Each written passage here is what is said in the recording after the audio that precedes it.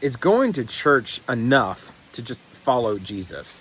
I've been doing this whole thing talking about how to not just look like Jesus, but to be like Jesus. One of the core things that Christians do is they go to church. It's an important part of our practice. It's what churches are all built around. It's like, hey, come to church, or come join us, or come invite someone, come and be a part of this thing that we're doing. And sometimes we can emphasize church so much that it seems like that is like the core Christian practice, but it's not, because going to church is not enough. And so when we face questions like this, of like, how do we actually live out our faith? What we need to do is we need to look back at the scriptures and look back at what Jesus said and what the New Testament church said, and how they lived their lives. And then we can model our lives after that. And so when we ask the question, is going to church enough? What we need to do is go look back at what the early church did.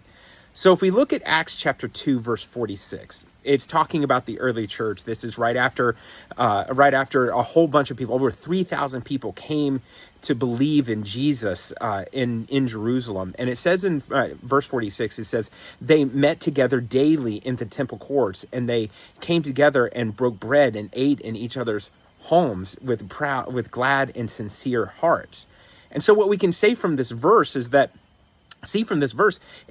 the Christians, while they did go to church, temple for them, they went every single day, but not more than that, they spent time in each other's homes, and they broke bread and they ate together. And so if we're going to live out our faith and practice with Jesus more, to be more like Jesus, then we need to do what that early church did, of being with people, and not just in the church context, but be in groups, be in community with other people. And yeah, you can do Zoom and you can be part of a Facebook group and do those things, but that's not enough. It's about being face to face. It's about sharing a meal. And when you do that, you'll feel far more closer to each other and have support in the good times and the bad.